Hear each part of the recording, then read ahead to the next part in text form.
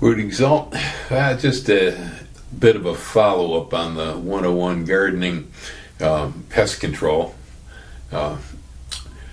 Just a few things as usual, that I'm always leaving out. I really wanted to say the first means of control with most insect type pests, stream of water. Yeah. Sometimes I forget this is my usual go-to. I almost always will start there and then move from there to a sprayer with some sort of insecticide or something. The stream of water, especially when it comes to aphids, and sometimes, even scale can be stripped off. Mealybugs. It damages whiteflies pretty good too.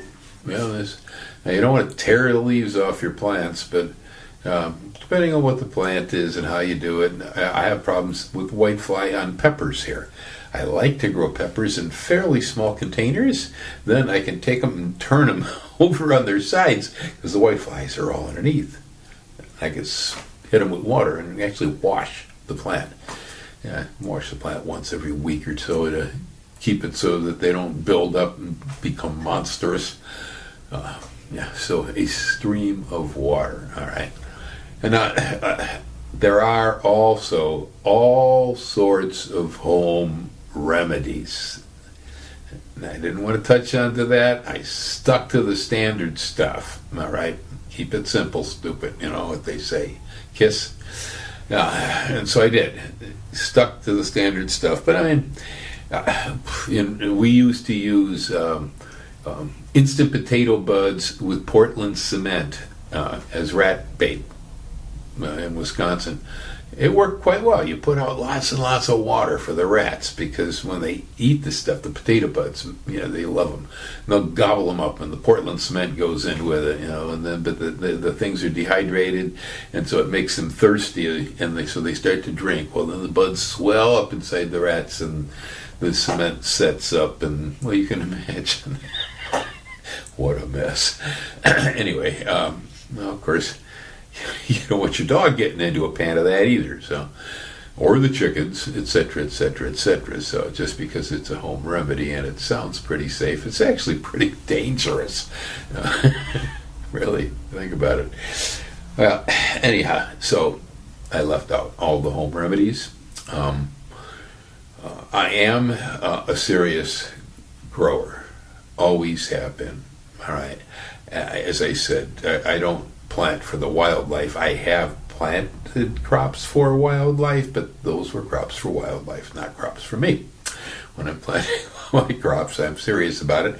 And really serious gardeners who actually do feed themselves, not illusionary, all right, but can actually, make a pretty good stab at feeding themselves with the production. I'm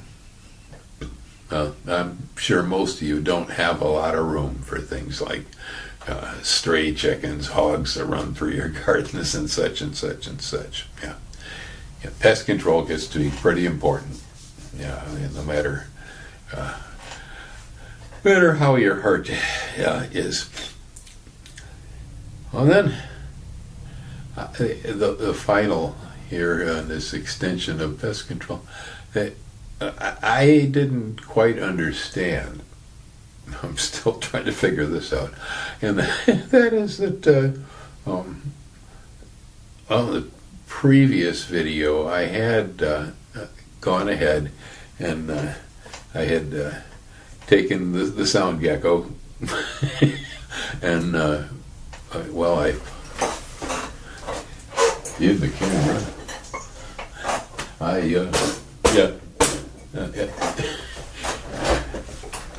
I beat the tangerine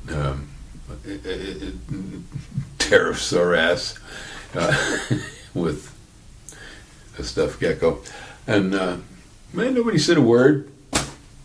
I got pretty good thumbs up on the video, pretty high marks. Next video though about pest control, I get a lot of thumbs down. I've been marked down quite a bit by people. I'm not sure. Were you expecting me to show you my approach to how to control maniacs, morons, and rapists in Washington? That sort of pest control? If that's what you were hoping for, and that's why you give me thumbs down, well, it's, yeah, you all got the SOP on that. I have nothing beyond SOP. And I mean, the basic one the founding fathers helped write out, well, has been pretty much written over, warped, and become quite useless at this point in history. As far as any other annual you are operating from, well, it's an undesirable situation. So, yeah. So, if that was the sort of pest control you were hoping for, I'm really sorry. I have no suggestions. I wish I did. I really did. I wish I knew. I wish I knew how to control that kind of pestilence. But the garden is about as far as my intellect extends. Yeah. It's pretty much it. I'm a simple man. I'm just an old gardener. I am. Oh.